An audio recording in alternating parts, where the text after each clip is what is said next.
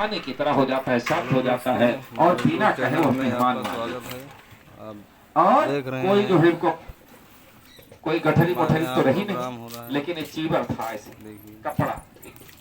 कपड़ा बदलने का, ओढ़ने का, उसको ले लेते हैं और कोई पानी लाता है, इनका पाँव धोने लगता है, कोई पानी पीने के लिए पूछने लगता है। सारा क्रोध जो है विपरीत हो गया। ऐसे पांचों ऋषि जो हैं ये ब्राह्मण समाज के हैं। पांचों ऋषि ब्राह्मण समाज के हैं। अश्वजित कौंडिन्य भद्रिक अश्व महानाम, ये पांचों लोग ब्राह्मण समाज के हैं।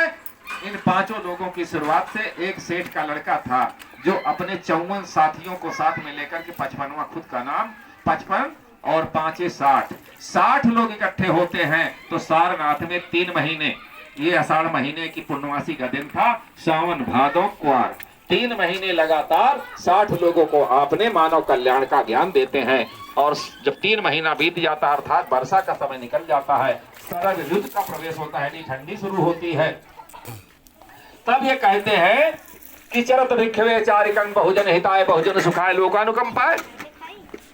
अर्थात मेरे प्यारे भिक्षुओं, जो आप लोगों को मैंने 3 महीने मानव कल्याण के लिए, मानव की भलाई के लिए मैंने आपको ज्ञान देने का काम किया है, वो ज्ञान समाज में जाकर के बांटने का काम करो, ताकि जो समाज कुरीतियों में फंसा हुआ है, अंधविश्वासों में फंसा हुआ है, अज्ञानता में फंसा हुआ है, उसकी अज्ञानता दूर हो, अंधविश्वास दूर हो और जो सही मार्ग है, सही मार्ग पर चलने वाली उसकी बुद्धि प्राप्त हो। ऐसा जो है उन्होंने कहा था।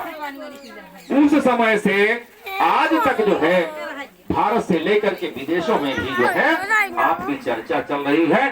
तब इनको लोग कहते हैं बुद्ध, और इससे पहले इनका नाम था राजकुमार सिद्धार्थ। तो अब बुद्ध के बारे में आप लोगों ने सुना, बुद्ध कोई जात नहीं मानते थे, बुद्ध ऊंच नीच का भेदभाव नहीं मानते थे, बुद्ध छूत अछूत का भेदभाव नहीं मानते थे।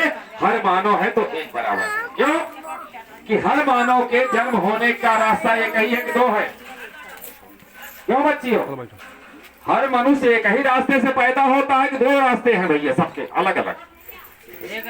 एक रास्ता साधुवाद आपको बोलो सब लोग। एक ही रास्ते से पूरे मनुष्य पैदा होते हैं, चाहे वो ऊंचा से ऊंची जाति का रहने वाला हो और चाहे नीची से नीची जाति का रहने वाला हो, लेकिन सबके पैदाइश का रास्ता एक ही।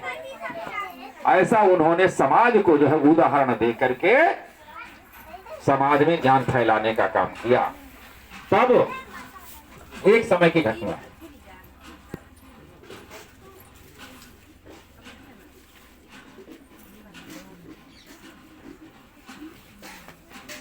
एक समय की घटना है।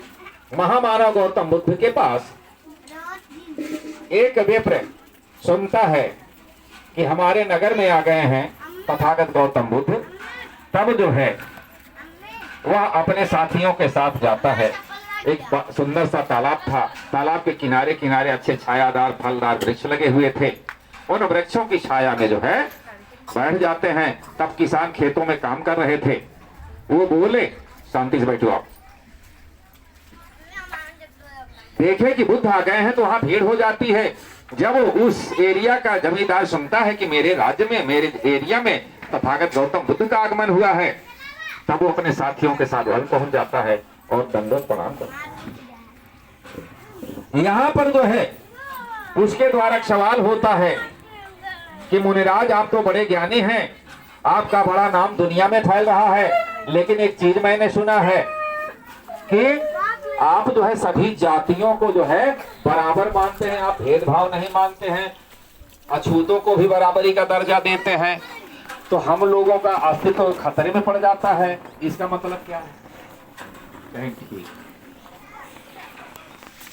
तो आप ब्राह्मण हैं, आप सबसे ऊंचे हैं, हमको यही बता दो कि ब्राह्मण होने की पहचान क्या है? ब्राह्मण होने की पहचान क्या है?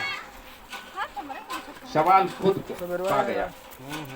तो वो बोलता है कि हे मुनिराज, ब्राह्मण होने के 5 पहचान।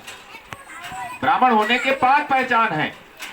पहली पहचान है कि सुंदर स्वरूप वाला हो, यानी चेहरे मोहरे वाला हो, हमारी सबकी तरह काला कलूटन हो। पहली पहचान ब्राह्मणों की। दूसरी पहचान है ब्राह्मण माता से पैदा हुआ हो सो जाति हो।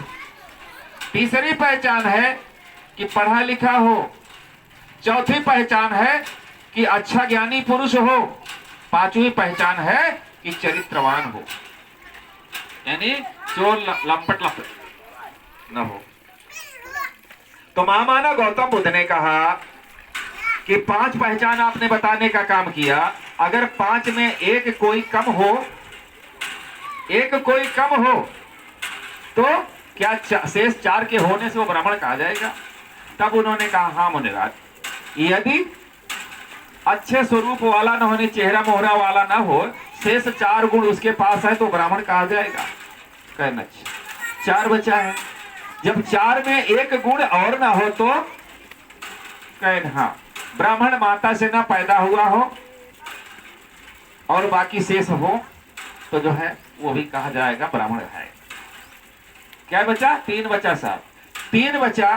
तो 3 में कहा, तीसरा सवाल कि 3 बच गया, 3 में एक गुण और ना हो तो क्या 2 गुणों के होने से कोई व्यक्ति ब्राह्मण कहा जाएगा? कहना हाँ, अगर जो है ज्यादा पढ़ा लिखा हो, थोड़े फार पढ़ा लिखा हो तो ब्राह्मण कहा जाएगा, विद्वान लोग मानते। तब 3 घट गया, 2 ही बचा ना, 2 ही बचा। तब महामानव ने जो है अगला सवाल किया, चौथा सवाल किया कि हे विप्राज आप बताओ कि अगर 2 में से एक गुण और ना हो तो क्या शेष 1 होने से जो है कोई व्यक्ति ब्राह्मण कहा जा सकता है?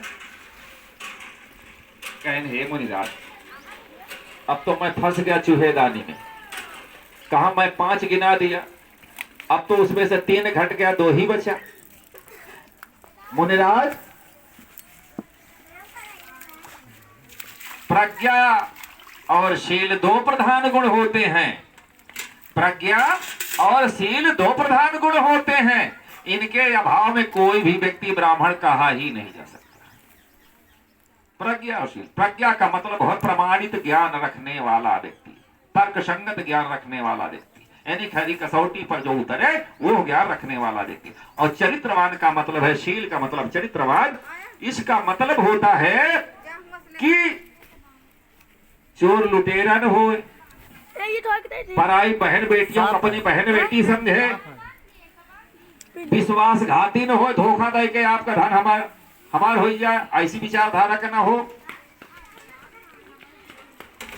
जीवों की हत्या करने वाला न हो, अपराधी न हो, झूठ बोलने वाला न। ऐसे जो शील और प्रज्ञा का पालन करने वाला व्यक्ति होता है वही जो है। तब महामानव ने कहा कि क्या इन 5 चीजों को पालन करने वाला ब्राह्मण में नहीं होते हैं क्या? कहे नहीं हुजूर, मैं ब्राह्मण वंश में पैदा हूँ, अच्छी तरह से जानता हूँ कि ब्राह्मण वंश में जो है सभी लोग इन शीलों का पालन नहीं कर पाते हैं। कोई न कोई चोरी करता है, कोई न कोई हत्या करता है, कोई न कोई पराई बहन बेटियों की आबरू लूटने वाला काम करता है, कोई न कोई धोखा दे करके 420 करके कमाने का काम करता है। ब्राह्मणों में ये भी लोग होते हैं। कह अच्छा